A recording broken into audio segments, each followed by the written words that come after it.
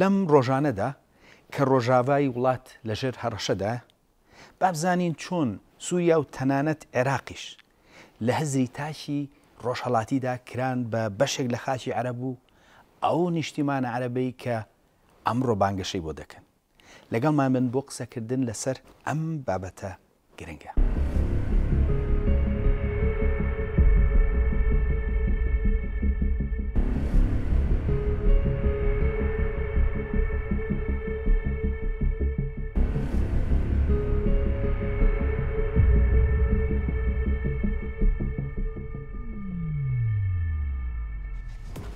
زۆربەی ئەوانەی کە لە دایکبووی سەدەی بیستەمن هەر لە منداڵیەوە دەستەواژەکانی عەرەب و نیشتیمانی عەرەب و چەندین دەستەواژەی تری هاوشێوە لە منداڵیەوە دراوە بە گوێماندا. ئەمە وای کردووە لە هەزری زۆرینەماندا ڕۆژهەڵاتی ناوەڕاست عەرەبی وێنا بکرێت. تەنانەت وڵاتەکانی وەکو سووریا و عێراق بە شێوەیەکی عەرەبی لە هەزردا تۆمار ببێت. جا بابزانین ئەم نیشتیمانی عەرەبەی کە بانگەشەی بۆ دەکەن لەکوێوە هاتووە و ناچەکەی چۆن بووە. بەڵام پێشەوەی ئەوە بکەین ئەبێ سەرەتا بزانین عەرەبەکان چێن و کەی یەکەم جار ناویان لە مێژوودا تۆمار کراوە.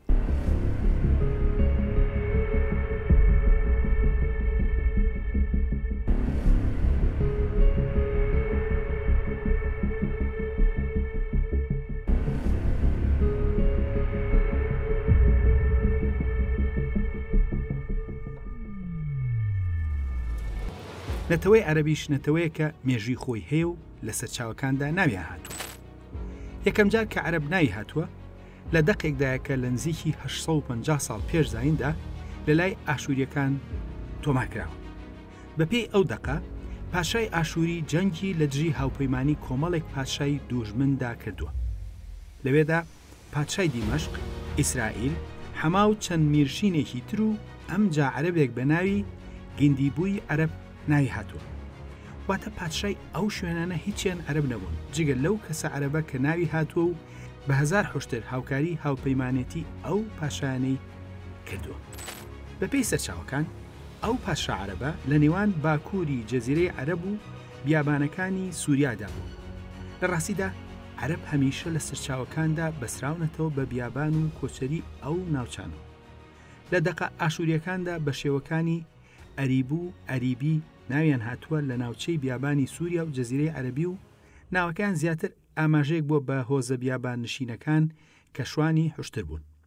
لە ناو یۆنانەکانیشدا بە هەمان شێوە لای ئەوانیش خەڵکی بیابان نشین و هەندێک جاریش بە بازرگان ناویان هاتووە و لە ناو ڕۆمەکانیشدا بە هەمان شێوە بوو. ئەمە سەرەتایەکی سادە بوو بە ئامانجی تێگەیشتن لە بنەچەی عەرەب و ئەوان کەی یەکەم جار ناویان لە مێژوودا هاتووە. بەڵام هەمیشە عەرەبەکان ئاین و نەتەوە تێکەڵ دەکەن و ئەوان زۆر وریاینە. ئاین بەکاردێنن بۆ پێدانی پێگەیەکی تا ڕادەیەک پیرۆست بە خۆیان و بە زمانەکان. ئەوان دەمێکە خۆیان دەگەڕێنەوە بۆ حەزرەتی ئیسماعیل. جا بابزانین ئەم چیرۆکە چۆن دروست کراوە.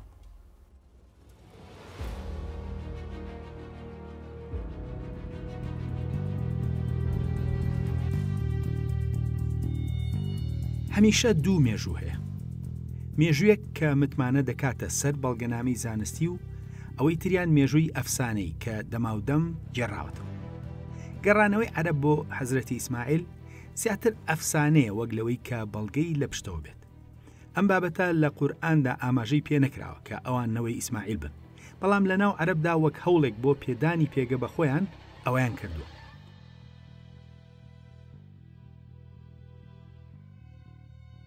لە پێش ئیسلامدا عەرەب خۆی بە پێغەمبەر ئیسماعیلەوە بەستۆتەوە و لە دوای ئیسلامیش هەر ئەوەی کردووە. واتە ئەمە قسەی ناو عەرەبەکان بووە وەک لەوەی کە سەرچاوەیەکی مێژووی یان ئاینی لەسەر هەبێت.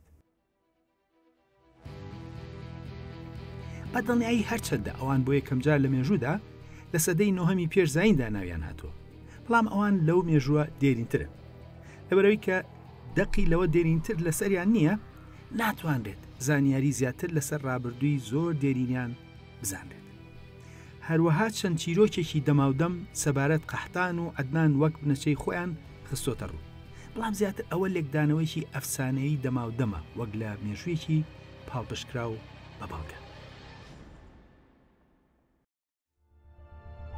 ئێمە سەیری هەوڵ و بانگەشەی عەرەبمان کرد بۆ خۆبەستنەوە بە حەزرەتی ئیسماعیلەوە. بەڵام زۆر جار دەگوترێت عەرەبەکان سامین و هەندێک جار ئەم سامیە واتێک هەڵ دەکرێت نازانیت ئایا ئاماژەیە بە زمانیا نەتەوە.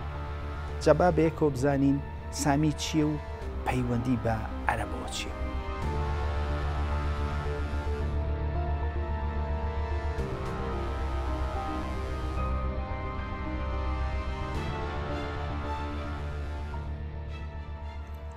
ئێمە وەک نەتەوە ئاماژەمان بەوە کرد کە نزیکی 2900 ساڵەمەوبەر خەڵکانێکی بیاباننشین بە عەرەب ناوهێنراون. ئەوە وەک نەتەوە، بەڵام وەک زمانی عەرەبی بە زمانێکی سامی ناو دەبرێت. زمانەکانی جیهان کراون بە چەند کۆمەڵە زمانێکەوە. یەکێک لەوانە خێزانی زمانە سامیەکانە. درەختی خێزانی ئەم زمانانە کە بە سامی ناو دەبرێن کۆنترین زمانی نووسراویان ئەکەدیە. ئەم خێزانە چەندین زمانی مردوو زیندوی وەک ئاشووری، ئامۆری، عیبری، ئەسیوپی و زمانی تر لەخۆ دەگرێت. ئەمە ئەوە ناگەیەنێت کە عەرەبی لە ئەکەدی یان ئاشووریەوە هات بێت. نەخێر، عەرەبی و ئەکەدی و ئاشووری سەر بە یەک خێزانی زمانەوانین، بەڵام لەناو دوو پەلی جیاوازی خێزانەکەدا. واتە ئەوان لە ڕووی زمانەوە خزمن. هەروەها زمانی عەرەبی و عیبری کە زمانی جووەکانە دوو زمانی سامین و خزمن. کەواتە کە دەڵێن عەرەب نەتەوەیەکی سامیە مەبەسمان زمانە.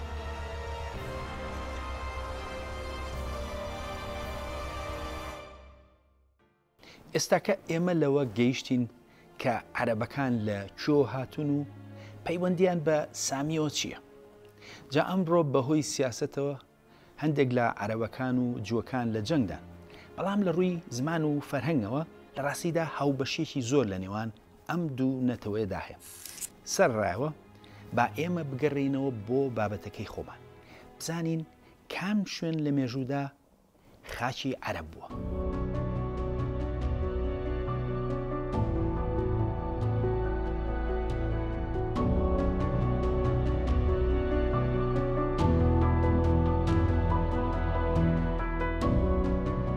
ئەمڕۆ عەرەب هەموو ڕۆژهەڵاتی ناوەڕاست بەهی خۆیان دەزان و سووریا و عێراقیشیان لێ بووە بە وڵاتی عەرەبی. بەڵام ئەوە نە بە قسەی ئەوان و نە بە قسەی ئەم بەرنامەیە دەبێت. مێژوو نووسانی ڕۆم و ئیسلامی و عەرەبی زانیاری وردیان بۆ بەجێشتوین لەسەر خاچی عەرەب. پتۆڵمی کە جوگرافی ناسێکی ڕۆمی کارامێ و لە سەدەی دووەمدا ژیاوە، ئەو ئاماژە بە وڵاتی عەرەب دەکات و دوو شوێن بە وڵاتی عەرەب دادەنێت: بیابانی عەرەبی و پەترا. سەبارەت بە بیابانی عەرەبستان دەڵێت: بیابانی عەرەبستان لە باکوور و کۆتایی پێدێت بەو بەشەی مێسۆپۆتامیا کە هاوسنوورە لەگەڵ ڕووباری فرات وەک ئەوەی سەرزماندا. لە ڕۆژاوە بە بەشێک لە سووریا و لە عەرەبستانی پێترا. لە ڕۆژهەڵات بە بابل جیاکراتەوە بەو شاخانەی کە لە کۆتاییەوە دەست پێ دەکات وەک ئاماژەمان پێدا. لە نزیک ڕووباری فراتەوە کە درێژ دەبێتەوە بۆ پێچەکەی ناوەوەی کەنداوی فارسی.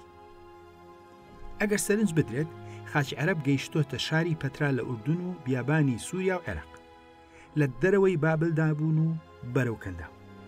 کەواتە عەرەب لە دوورگەی عەرەبیدا هەبوون، هەتاوەکو بیابانەکانی سووریا و عێراق و سنووریان لە وڵاتی سووریادا ڕووباری فرات بووە. هەروەها پتۆڵمی قسە لەسەر پێترای عەرەب دەکات لە لای ئوردونەوە و لەبەر سنووری وڵاتی عەرەبی دەخاتە ڕوو، بەم جۆرە ئاماژەی پێدەکات. عەرەبستانی پێترا لە ڕۆژهاوایدا میسرە کە ئاماژەمان پێکردو و لەوێ تەواو دەبێت. لە باکوورەوە لە لای فەلەستین یان جودیا وڵاتی جوو، ئەو بەشەی سووریا بە درێژایی ئەو هێڵەی کە ئێمە وەک سنووری باشووری ئاماژەمان پێکرد. لە باشوورەوە بە پێچەکەی کەنداوی عەرەبی و لە لای کەنداوی عەقەبەوە. واتە ئوردون و بیابانی سووریا هەتاوکو عەقەبە. جگەلەوە پتۆڵمی ناوی فەلەستین وەک ناوێکی تری وڵاتی جوو دادەنێت و لە وڵاتی عەرەب جودای دەکاتەوە. ئەم بۆچوونە تەمەنی نزیکی 1900 ساڵە. بەڵام لە سەردەمی ئیسلام و لەو پەڕی دەسەڵاتی عەرەبیشدا بۆچوون لەسەر خاچی عەرەب دراوە. یەکێک لە جوگرافی ناسە بەناوبانگەکانی سەردەمی ئیسلام ئیبن حەوقەلە کە لە ساڵی 1970دا کۆچی دوایی کردو. ئەم پیاوە یەکێک لە باشترین پەرتووکی جوگرافیای نووسیوە بە ناونیشانی وێنەی زەوی یاخود بە عەرەبی سوورەت الئەرض. ئەو زیاتر لە 1000 ساڵ لەمەوبەر پەرتووکەکەی نووسیوە و دەڵێت من لە خاکی عەرەبەوە دەست پێ دەکەم لەبەرەوەی کە قیبلە و مەککەی تێدایە کە دایکی هەموو گوندەکانە و زێت و نیشتیمانی عەرەبەکانن کە لەگەڵ خەڵکانی دیکەدا هاوبەش نەبوون تێهاندا. ئەم خاکانە بە دەریای فارس دەورە دراوە لە عەبەدانەوە کە شوێنی ڕژانی دیجلەیە بۆ سەر دەریا کە لە بەحیرەینەوە درێژ دەبێتەوە هەتا دەگاتە عومان و پێش دەکاتەوە لە لای کەنارەکانی مەهرە و حەزرەمەوت و عەدەن. پاشان درێژ دەبێتەوە بۆ کەناراوەکانی یەمەن تا دەگاتە جدە، لەبێژەوە دەگاتە ئەلجار و مەدین و بەردەوام دەبێت تا دەگاتە ئێلە کە ناوێکی تری عەقەبەیە لەوێ خاکی عەرەب کۆتایی دێت. ئیبن حەوقەل بەو جۆرە خاکی عەرەب ڕوون دەکاتەوە. ئەو تەنانەت سنووری لەگەڵ ئیسرائیلیەکانیش هاوشێوەی ڕۆمەکان دەستنیشان دەکات و دەڵێت ئەوەی کە دەوری خاکی عەرەبی داوە کە لە عەبەدانەوە دەگاتە عەقەبە و کەنداوی فارس کە 3 چارەکی خاکی عەرەبە و ئەوە سنووری ڕۆژهەڵات و باشووری بەشێک لە ڕۆژ ئاوایەتی و ئەوەی دەمێنێتەوە لە ڕۆژ ئاوادا لە عەقەبەوە بۆ مەسکەنە و تەبقە لە شام، لە مەسکەنە و تەبقەوە بۆ عەبادان سنووری باکووریەتی و لە ئەنبار دەگاتە جەزیرە، لە ئەنبارەوە بۆ عەبادان ئەوە سنووریەتی لە عێراق. خاکی عەرەب لە ناوچەی عەقەبە بە شوێنێک دەبەسرێتەوە کە بە چۆڵی بەنو ئیسرائیل دەناسرێت و بیابانە و هەرچەندە بە خاکی عەرەبەوە بەستراوە بەڵام خاکی ئەوان نییە. کەواتە وەک بینیمان پتۆڵمی و ئیبن حەوقەل هەمان شت دووبارە دەکەنەوە کە خاکی عەرەب تەنها لە عەبادانەوە هەتاوەکو ئەنبار و لەوێەوە بۆ عەقەبەی گرتوتەوە لەگەڵ دورگەی عەرەب. واتە دوای ئەو پەڕی دەسەڵاتی عەرەبیش خاکی عەرەب بەو شێوەیە بوو کە ئاماژەی پێکرا. عێراق لە ناوەڕاست و بەشێکی زۆر باشووریەوە، زۆربەی سووریا، فەڵەستین، میسر، مەغریب، جەزایر، تونس و لیبیا و سۆماڵ نەخاکی عەرەب بوون و نە بە خاکی عەرەبیش ناویان هاتووە. گرنگی قسەکانی ئیبن حەوقەل لەوەدایە کە پێش 1000 ساڵە و لەو پەڕی گەورەی دەسەڵاتی عەرەبدا بەو شێوەیە بووە. وەک بینیمان خاکی عەرەب وردەکاریەکانی لەلایەن عەرەب خۆی و تەنانەت لەلایەن ڕۆمەکانیشۆ زۆر بەوردی ڕوون کراوەتەوە. وەزانیاریەکان بە شێوەیەکن کە هیچ گومانێک ناهێڵنەوە. بەڵام عەرەب هەر خاکەکەی نییە کە گەورەی کردووە، بەڵکو ڕۆڵی خۆشی لە مێژوودا بە شێوەیەکی نازانستی و بێ سەرچاوە گەورە کردووە. ئەوان هەموو ئەو زانایانەی کە بە زمانی عەرەبی نووسیانە بەهی خۆیان حساب کردووە. لە کاتێکدا ئەو زانایانە کورد فارزیان سەر بە نەتەوەکانی تر بوون. ئیبن خەلدون ئەم بابەتە زۆر بە جوانی ڕوون دەکاتەوە.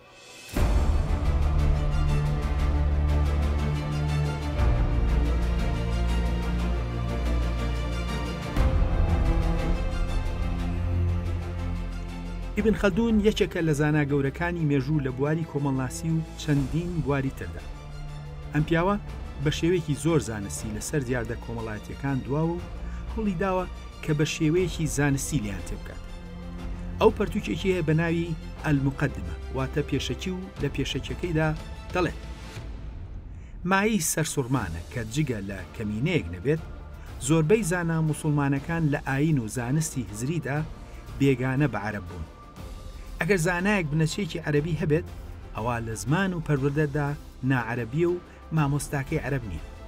ئەمە بەم شێوەیە سەرڕای ئەو ڕاستەی کە ئیسلام ئاینێکی عەرەبیە و خاوەنی ئاینەکە عەرەبە. ئەوە سەبارەت بە ڕۆڵی عەرەب و ئیبن خەلدون سەبارەت بە تایبەتمەندی عەرەب دەڵێت. عەرەب میللەتێکی درڕندەیە، خەڵکی تاڵانکاری و تێکدان و ئەگەر بەسەر وڵاتاندا زاڵ بن، ئەو شوێنانە زوو وێران دەبن.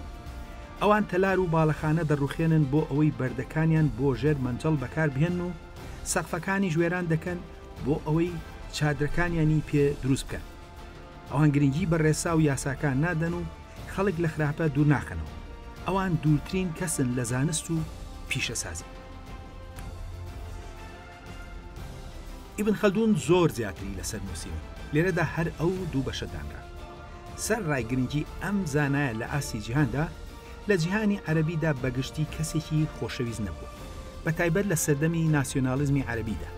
ئەوەش لەبەرەوەی کە نووسینەکانی ئەم زانایە پێچەوانەی خەیاڵی ناسیۆنالیزمی عەرەبی بوو کە بەشێکی زۆری لەسەر درۆی خاوەندارێتی شارستانیەت و بەرهەمی نەتەوەکانی تر داڕێژراوە.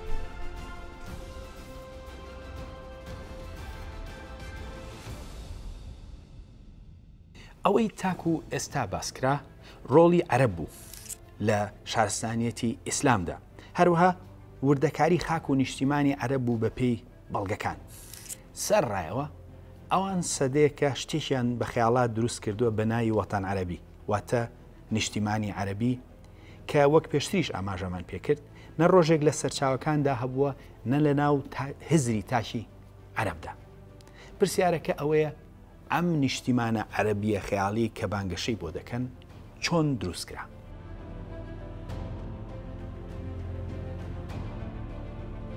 لە کۆتایەکانی سەدەی 19دا دەوڵەتی عوسمانی ڕووی لە لاوازی دەکرد و بە پیاوە نەخۆشەکەی ئەوروپا ناودەبرا. ئەوەش لەبەر ئەو هەلومەرجە نالەبار و نادادوەری و پادشاگردانی کە تێیدا بوو. شانبەشانی ئەوە بزوتنەوەیکی ناسیۆنالیستی تورکی لە ناو دەوڵەتی عوسمانی تا دروست بوو کە هەوڵی بە تورکیکردنی هەموو شتێکی دەدا. ئەمە نەتەوەکانی ژێر دەسەڵاتی دەوڵەتی عوسمانی هەمووی بێزار و ناڕازی کردبوو، لەوانە کورد، ئەرمەنی، عەرەب، کریستیان و چەندین نەتەوەی تر. ئەوروپیەکان ویستیان سوود لەم هەلومەرجە ببینن، بەڵام لە بناغەوە ئەوروپیەکان زیاتر ئاشنای عەرەب بوون، لەبەرەوە ئەوان هەوڵیاندا بۆ بەرژەوەندی خۆیان عەرەب ڕێکبخەن و سوودیان لێوەربگرن. بۆ یەکەم جار لە مێژوودا لە فەرەنسا لە ساڵی 1913دا کۆنفراز بۆ ناسیۆنالیستی عەرەب ڕێکخرا بە ئامانجی دروستکردن و ڕێخستنیان. دواتر توانەکانی هەردوو فەرەنسا و بەریتانیای ئەو کاتە کە زلهێزی گەورەی دنیا بوون خرایە خزمەتی دروستکردنی ئەم زوودنەوەی. عەرەبەکان سەرەتا تەنها ئۆتۆنۆمیان دەخواست، بەڵام ئەم دەوڵەتانە سوودیان لە هەلومەرجەکە بینی و هانیاندان کە دژی عوسمانیەکان بجەنگن و پەیمانی سربەخۆیان پێدان. ئەوەش بەشێکی بۆ لاوازکردنی عوسمانی بوو کە لە جەنگی جیهانی یەکەمدا پشتی ئەڵمانیای گرت لە دژی ئەوان. ئەوان ویسیان خاکی دەوڵەتی عوسمانی بگرنە دەست و لە هەمان کاتدا لە ڕێگەی خەڵکی ناوچەکەوە لاوازیان کرد. بەریتانیەکان دەستیان کرد بە هاوکاری بنەماڵی هاشمی لە سوودیە و پەیمانی هاوکاری سربەخۆیان پێدان.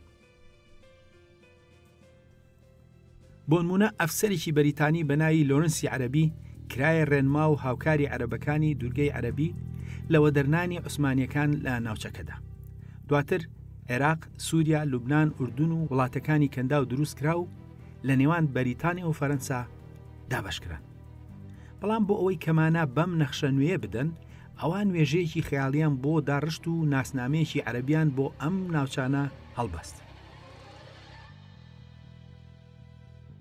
کەواتە ئەو نیشتیمانە عەرەبی کە عەرەب ئەمڕۆ بانگەشەی بۆ دەکات و دەهۆڵی بۆ لێ دەدات، بەرهەمی سەدەی 20ەمە و نەچێکی مێژووی نییە. لە ڕاستیدا هێندەی ڕۆژئاوا ڕۆڵی لەوەدا هەبووە، عەرەبەکان خۆیان ئەو ڕۆڵیان نەبووە.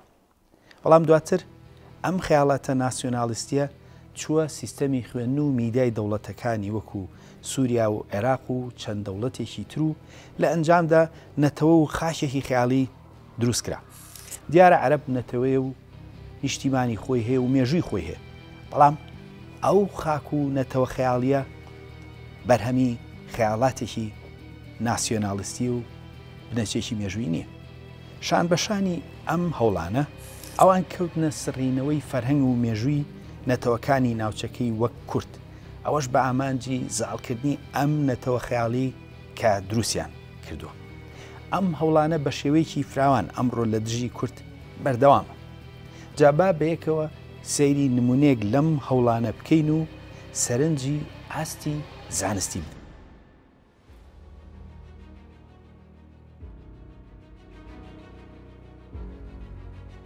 نمونە و پەرتوکەکان زۆرن لە ناو عەرەبدا کە هەوڵی سڕینەوە یان پچووکردنەوەی مێژووی کورد دەدەن و بێ هیچ بەڵگەیەک دەیانەوێت مێژووی کورد هەڵبۆشێنەوە. یەکێک لە نمونونەکان دکتۆرێکە بە ناوی محەممەد بەهجەت قبەیسی کە خەڵکی سووریا و دکتۆرای لە زمانە دێرینەکاندا هەیە. لە چەند ساڵی ڕابردوودا ڤیددیۆیەکی ئەم پیاوە لە تۆڕە کۆمەڵایەتیەکان بڵاو بووە. ئەم پیاوە پەرتووشێکی لەسەر کورد نووسیوە لەژێر ناونیشانی کورد و پێغەمبەر توێژینەوە لەسەر کورد و جوگرافیان. ئەم پەرتوکە دوو دکتۆری بوارەکەش پێیدا چوونەتەوە، بەڵام مرۆڤ کە دەیخوێنێتەوە شتی سەیری تێدا دەبینێت. ئەو نەخشەیەکی لە پەرتوکەکەی ئیبن حەوقەل کە ناوی وێنەی زەوی یاخۆ سوورەت الئەڕدە لەوێ دابینێتی و لەسەر ناوچەیەکی نیشتەجێبوونی کورد دروستکراوە. بەپەلە بێەوەی کە پەرتوکەکە بخوێنێتەوە، پەرتوکێکی لەسەر نووسیوە و هێندەش بڕوای بەکارەکەیەتی ڤیدیۆشی لەسەر بڵاو کردوتەوە. ئەم دکتۆرە عەرەبە نەخشەکە دەخاتە ڕوو، دەڵێت کورد لە ئێران ژیاون و لە دوای شەڕی سەفیەوە هاتوونەتە ناو خاکی عێراق. بەپێی قسەی ئەو سووریا هەر کوردی تێدا نەبوو. بەڵام گەر سەیری نەخشەکە بکەیت ئەوە زۆرشت ڕوون دەبێتەوە کە کابرای داما و نەخشەکەی بەباشی نەخوێندۆتەوە. ئەو ویستوێتی دژی کورد بنووسێت و ڕقیشی لە ئەمینزەکی زانایە. وەک دەبینرێت ئیبن حەوقەل لە نەخشەکەدا لە ئەسفەهان تا ڕێی تا هەمەدان و دینەوەر و شارەزووری داناوە. بەڵام ئەو مەبەستی لە هەموو وڵاتی کورد نییە، بەڵکو ئاماژە بە وڵاتی شاخ دەکات کە بەشێکی کوردستان بوو و هەرێمێکی تایبەت بوو. ئیبن حەوقەل لەناو ئەو پەرتوکەدا کە کابرای دکتۆر کردوێتی بەسەرچاوە بەڵام نەیخوێنێتەوە، وردەکاری خاکی کورد و شوێنی نیشتەجێبوونی ئەوان ڕوون دەکاتەوە و دەڵێت زۆرینەی ئەم شار و ئەو ناوچانی باسکران شاخی بەرزبەرز و زەمینێکی سەختیان تێدایە. چیگەل لە نێوان هەمەدان تا ڕێی و قوم کە زۆربیان دەشتاییە و شاخی کەمیان هەیە، ئەوەی لە سنوورەوە لە دەوری شاخە سەختەکان لە شارە زوور تا ئەمەد لە نێوان سنووری ئازربایجان و جەزیرە و ناوچەکانی مووسڵ کە درێژیەکەی ڕەنگە پانیەکەشی لە شوێنەکانی دیکە دوو لە سەرسەی فەرسەنگێ بێت یان تا چل بێت، کەمیان زۆر و مرۆڤ ناتوانێت یەک قۆناغی تێدا بینێت کە دەشتایی بێت و ئەم شاخانە نیشتەجێن بە کوردی حەمیدی و لووڕی و هەزەبانی و کوردەکانی تری شارەزوور و سوورەوەرد و لە شارەزوورۆ تا سەرپێڵی زەها و سمەیرە. واتە بەپێی ئەو بەڵگەی کە ئەو متمانەی کردوتە سەری و هێشتا نەیخوێنێتەوە، زیاتر لە 1000 ساڵ لەمەوبەر وڵاتی کورد لە لوڕستانەوە هەتاوەکو ڕێی نزیکی تاران و قوم و دواتر ئازربایجان و مووسڵ و جەزیرە و ئامەدی گردوتەوە. چگەلەوە ئیبن حەوقەل لەو سەردەمەدا ناوە کوردیەکەی دیاربەکر ئامەد بەکاردەهێنێت. نەکەوە بەڵکو بەشێک لە خوزستانیش هەر بەپێی ئیبن حەوقەل زۆرینە کورد بوو. کەچی ئیبن حەوقەل لە هەمان پەرتودا وڵاتی عەرەبی بە ڕوونی جودا لە زۆربەی عێراق و سووریا و لوبنان و ئیسرائیل و میسر و وڵاتی مەغریبدانەوە. ئەمانە نمونەی دکتۆری مێژوون لە ڕۆژهەڵاتدا. وەک بینیمان ئەم دکتۆرە عەرەبە سووریە وەک زۆربەی دکتۆرەکانی ڕۆژهەڵاتی ناوەڕاست بڕوانامەیەکی پێدرا و هاتووە قسە لەسەر بابەتێک دەکات کە بنەما سەرەتایەکانی نازانێت. ئەو هاتووە پەرتوکێکی کردو بە سەرچاوە کە هێشتا نەیخوێنێتەوە. مرۆڤ کاتێک کە ئەم جۆرە کارانە دەبینێت بۆی دەردەکەوێت کە هەندێک لە هەڵگرانی بڕوانامەی دکتۆران لە مێژوودا لە ڕۆژهەڵاتدا لە چه ئاستێکدا سەرڕایەوە ئەم دکتۆرە بەردەوام دەبێت و شتی سیرتر دەڵێت.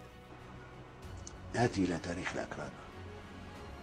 أقدم نقش للأكراد موجود أو أقدم خريطة عند ابن حوقل في سورة الأرض، مشاتي الأكراد ومصائفهم. کابرا دەڵێت با بینە سەر مێژووی کورد. ئەو نەخشەیە دەهێنێتەوە و دەڵێت کە لە تارانەوە هەتاوەکو زەنجان و ئازربایجان دەڕوات. ئەمجا دەڵێت ئەمە لە سەدەی 12 زاینیدا نووسراوە. لە ڕاستیدا سەیری مێژووی پەرتوکەکەشی نەکردووە. پەرتوکەکە لە سەدەی دێمدا نووسراوە واتە نزیکەی 300 ساڵی هەڵە کردووە. ئەمجا دەڵێت کە کورد لە ئێران دابوون و بەهۆی جەنگی عوسمانی و سەفەویەوە هاتون. واتە ئەم دکتۆرە نە ئاگای لە مێژووی دەرکردنی پەرتوکەکەی ئیبن حەوقەلە، نە ئاگاداری ئەو هەموو زانیاریەیە کە ئیبن حەوقەل لەسەر وڵاتی کورد داوێتی. بەڵام جگەل لە پەرتوکەکەی ئیبن حەوقەل کە نەیخوێندۆتەوە، ئەگەر تەنها یەکێک لە سەرچاوە ئیسلامیەکانی بخوێندایەتەوە سەبارەت هاتنی سوپای عەرەب لە سەردەمی ئیسلامدا کە چۆن لە مووسڵ و شارەزوور لەگەڵ کووردا شەڕیان کردووە، ئەوە هەموو قسەکانی دەردەکەوت کە بێ بناخن. ئەم دکتۆرە دەڵێت کە لە سەدا 90 کورد لە دوای شەڕی چاڵدێران هاتوونەتە هەولێر. جگەلەوە هەولێر ناوەکەشی ئەکەدی. ئەم دکتۆرە ئاگای لەوە نیە کە میری هەزەبانی لە پەرتوکەکەیدا لەسەر مێژوو ئاماژە بەوە دەکات کە چۆن بۆ یەکەمجار لە ساڵی 1925دا تورک هەولێریان لە هەزەبانیە کوردەکان گرت و هەزەبانیەکان لە پێش ئیسلامیشدا حکومڕانی هەولێر بوو. جگەلەوە یەک سەرچاوە نییە لە جیهاندا بڵێت ناوی هەولێر ئەکەدیە، لە ڕاستیدا ناوەکەی سۆمەریە. نەئاگایی ئەم دکتۆرە لەوەدایە هاتووە نەخشەکەی ئیبن حەوقەلی کێشاوەتەوە. هەر لە خۆشیەوە لەسەری نووسیوە شوورەوەرد کوردی نییە. جگەلەوەی کە ناوی سوورەوەردی نەزانی و بەهەڵە ئەوەی ئیبن حەوقەلی وەرگرتووە، بەڵام ئیبن حەوقەل لە نەخشەکەدا و بە قسەش سوورەوەردی بە کوردی دانا، کەچی ئەم بڕیار دەدات کە کوردی نییە و نازانێت لەکوێ. ئەو تەنانە نازانێت کە شارە زوول کە لە نەخشەکەدایە ناوچەی سلێمانیە و هەندێک جار کەرکووکیشی گرتووەتەوە.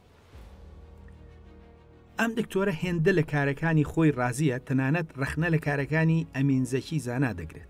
بەڵام ئەگەر بەراوردێکی بێلایەنانە بکەین بەرامبەر ئەم دووکارە، ئەمین زەکی وەک پرۆفیسۆر و زانایەک دەردەکەوێت لە کاتێکدا ئەم وەک خوێندکارێکی کەمزانی پۆلەکانی ئامادەی. ئەمین زەکی مێژووی نەخوێندە و ئەمیش دکتۆرای هەیە لە زمانە دێرینەکاندا. هەروە حەلەب ئەو شارەی ئەو دکتۆرە سووریە عەرەبە تێیدا مامۆستای مێژوو بووە، لە سەردەمی ئەیوبیدا سوڵتان زەیفە خاتوونی ئەیوبی لەو شارەوە حکمی ناوچەکەی کردووە. ئەمڕۆژ خوێندنگە نایابەکەی فردەوس و خانەقاکەی فەرافیرە پاشمایان لەو شارەدا ماوە.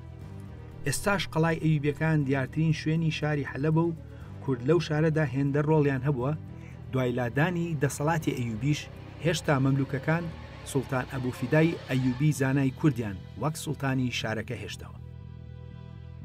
لە هەمووی ڕوونتر شێخی گەورەی ئێزدیەکان شێخ عودەی کوڕی مسافر لە ساڵی 1972 لە شوێنێک لەدایک بووە بە ناوی شەوفل ئەکرات، کە ئەمڕۆ ئەو شوێنە دەکەوێتە ناو خاکی ئیسرائیلەوە و لە نزیک شوێنێک بە تەل شەعر دەناسرێت.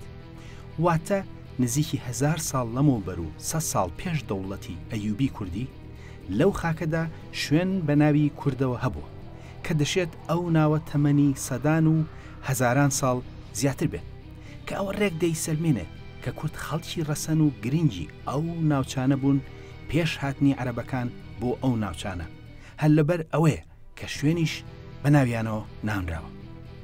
هەر لەبەرەوە هۆکارە بوو کە دەوڵەتی هەزەبانیەکان لە سەدەی یەکەمی زاینیدا واتە 2000 ساڵ لەمەوبەر دەسەڵاتیان هەتاوەکو ئیسرائیل ڕۆشتووە و لەوێشەوە شەڕیان لەگەڵ سوپای ڕۆم کردووە و مەسعودیش نزیکی 1100 ساڵ لەمەوبەر ئاماژە بە شام دەکات وەک شوێنی نیشتەجێی کورد. لە ڕاستیدا بە پێی بەڵگەکان شام و عێراق نیشتیمانی کوردە پێش هەر نەتەوەیەکی تر.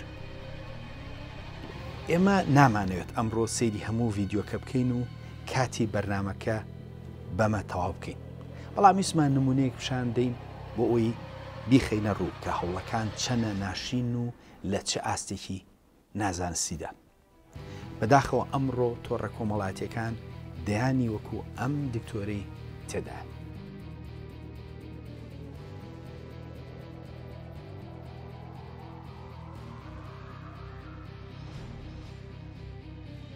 لە ڕاستیدا ئەو وڵاتەی پێی دەوترێت سووریا کورد خەڵکی سەرەکی و دێرینی بووە، وهە وەکو بینیشمان لەو پەڕی دەسەڵاتی عەرەبدا عەرەبەکان زیاتر لە ناوچە بیابانەکانی خوارەوەی ئەو وڵاتەدا بوو.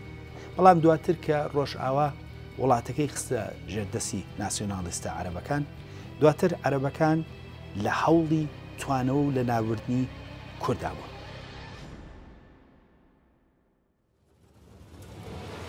دوای ئەوەی کە عەرەبە ناسیۆناڵیستەکان دەوڵەتی سووریایان گرتە دەست، لە ساڵی 1962دا کەوتنە سەرژمێری و لە ئەنجامدا 120,000 کوردیان بەبێ ڕەگەزنامە دانا، واتە لە سەدا 20 کوردی ئەو وڵاتیان بەبێ هیچ بەڵگەنامەیەک هێشتەوە. ئەو کوردانە زۆربەی مافەکانی ژیانیان لێوەرگیرا بووە، نەگەوە بەڵکو بە کوردیان دەکوت کوردە عەرەبەکانی سووریا. ئەمانە دەیانویست بڵێن کە کورد لە سووریادا نەبوو و لە باکووری کوردستانەوە هاتوونەتە ئەوێ. بەمەرجێک 3500 ساڵ لەمەوبەر پایتەختی هوریەکان لەوێ ناوی وەشوکانی بووە کە ڕێک مانای کانی وەش خۆش دەدات. ئەوە جگەلەوەی کە سرابۆ بە وردی ئاماژە بە کورد لەوێ دەکات و تەنانەت ئاماژە بە جەژنێکیان دەکات کە لەوێ لەسەر چیایە گێڕایانە و ئەم ڕۆژ ئەو چیایە بە جەبەل ئەکرات واتە چیایی کوردان ناسراوە. جگەلەوەی کە نزیکی 1100 ساڵ لەمەوبەر مەزعودی ئاماژە بە شام دەکات وەک شوێنی ژیانی کورد کە سووریا و لوبنانە.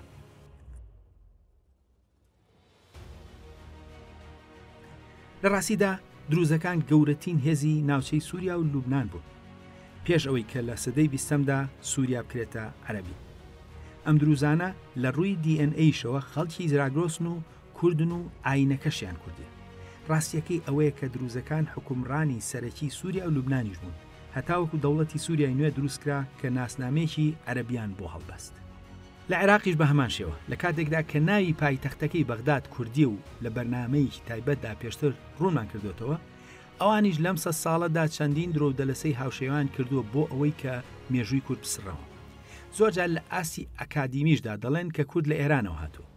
لەم بەرنامە کورتەدا فریای هەموو ئەو مێژووە ناکەوین کە ڕوونی بکەینەوە، بەڵام تەنها ئەگەر یەک نمونە بهێنینەوە.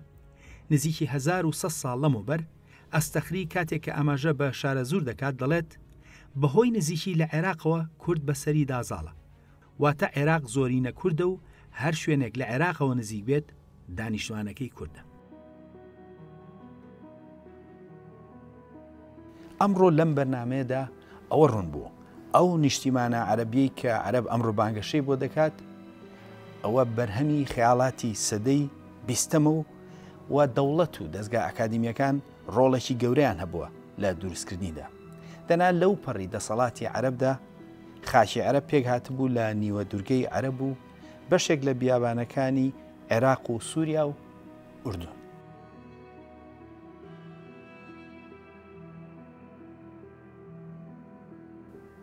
شان بەشانی ئەم خەیاڵاتانە ئەوان لە هەوڕی سڕینەوەی مێژووی کوردیشدا بوون. کاری ئەم دکتۆرە سووریە نمونەی هەوڵە نازانستیەکانە بە ئامانجی سڕینەوەی مێژووی کورد و دروستکردنی خەیاڵاتێکی عەرەبی. ئەم هەوڵانە پشتگیری سیاسیان هەبوو و ئەوەش بە ئامانجی دروستکردنی ناسنامەیەکی درۆینەی عەرەبی بۆ وڵاتەکانی سووریا و عێراق. سەرڕایەوە بەداخەوە ئێمە ئەمڕۆ خۆشمان خەمساردین. لە ڕاستیدا ئێمە هیچ کارێکی ڕێکخراومان نییە بە ئامانجی بەرپەرزانەوەی ئەو هەوڵانی دەدرێن لە دژی کورد. لە ڕاستیدا دەبوو دەستگای تایبەتمان بۆ ئەم ئەرکە گرنگە هەبووە.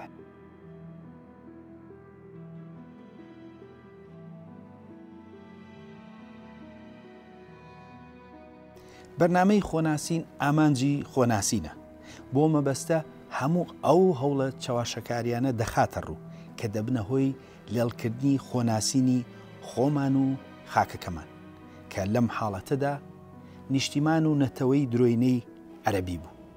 تا بەرنامەیەکی تر خواتان لەگەڵ.